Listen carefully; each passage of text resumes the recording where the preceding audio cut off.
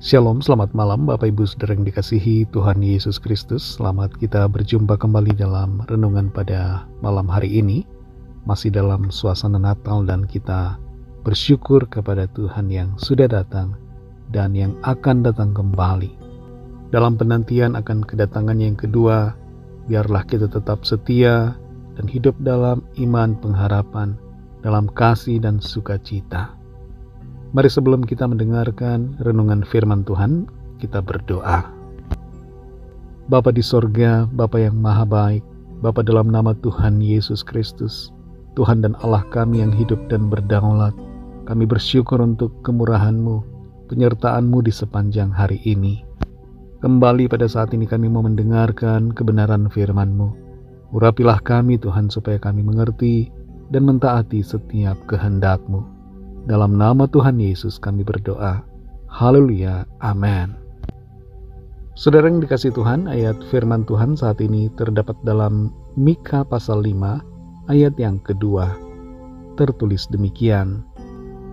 Tetapi engkau, hai Betlehem Efrata, hai yang terkecil di antara kaum-kaum Yehuda, daripadamu akan bangkit bagiku seorang yang akan memerintah Israel, yang permulaannya sudah sejak purbakala, sejak dahulu kala.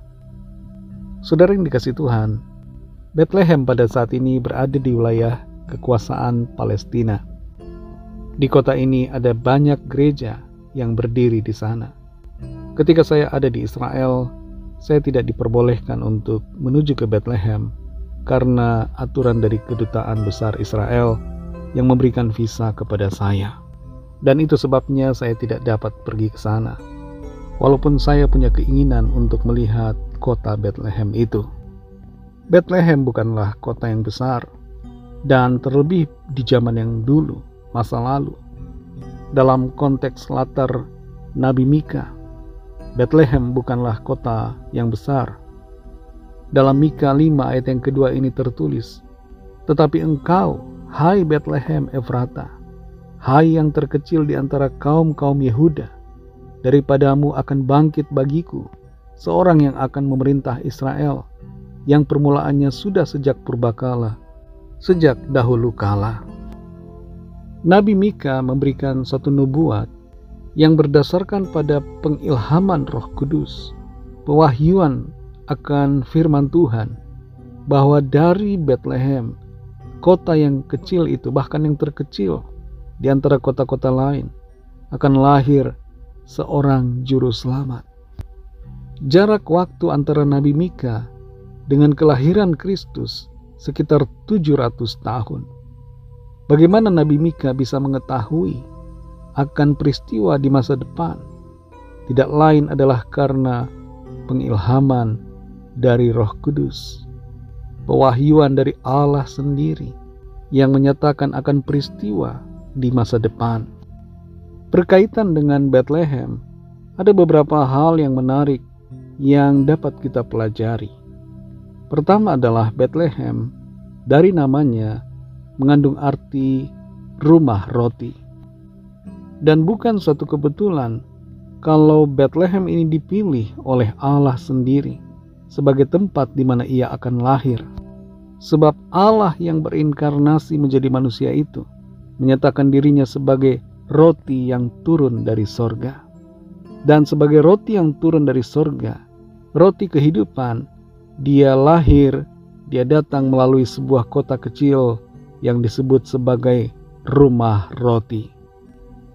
Hal yang kedua adalah bahwa Betlehem merupakan tempat lahir dari Raja Daud.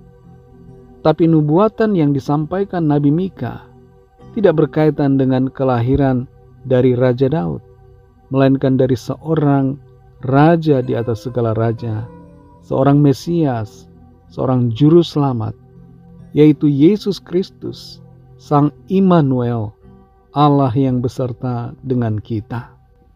Rancangan akan kedatangan Sang Juru Selamat di kota kecil Betlehem ini sudah ditetapkan Allah sejak purbakala, sejak dahulu kala. Artinya sudah sejak awal rancangan ini sudah ditetapkan oleh Allah.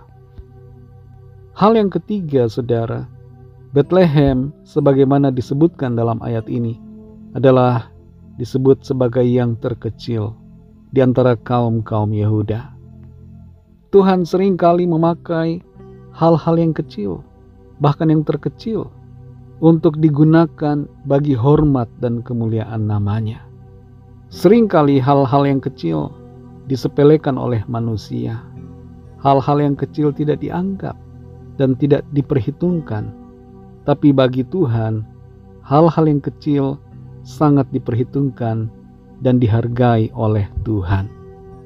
Saudara yang dikasihi Tuhan, masih dalam suasana Natal ini, kita bersyukur karena Tuhan sudah datang dan kedatangannya memberikan sukacita.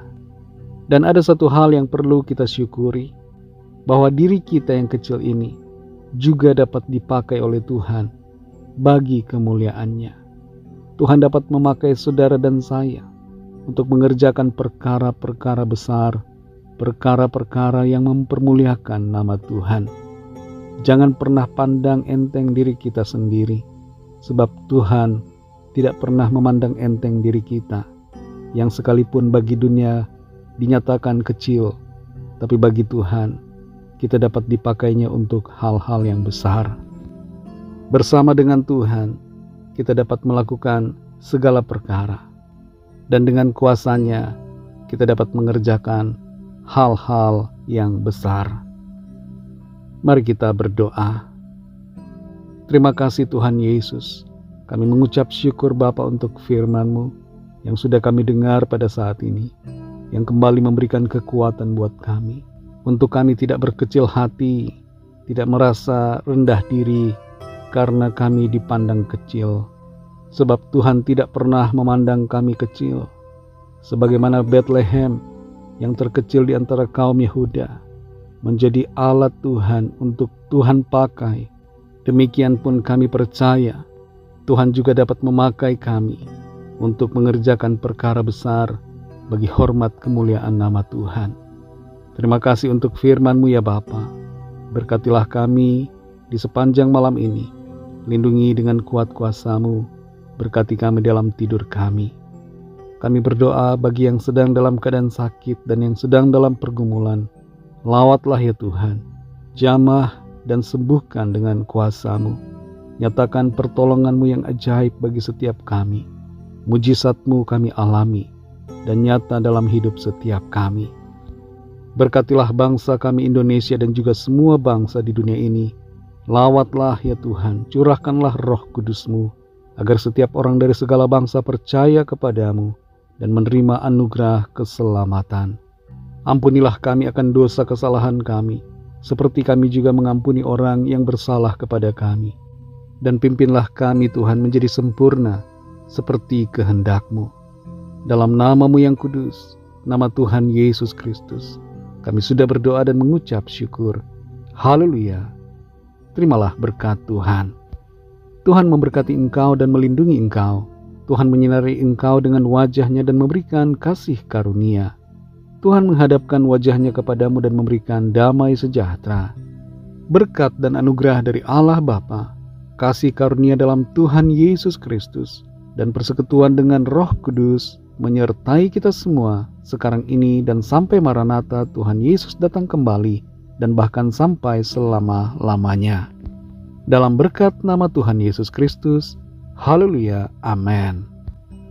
Puji Tuhan, saudara yang dikasihi Tuhan, saya percaya firman Tuhan menjadi berkat dan kekuatan buat saudara semua, dan Roh Kudus akan menolong saudara untuk lebih lagi memahami kebenaran firman Tuhan dan hidup dalam kemenangan. Tuhan Yesus memberkati saudara semua. Selamat malam, selamat beristirahat, dan sampai jumpa dalam renungan yang berikutnya. Haleluya.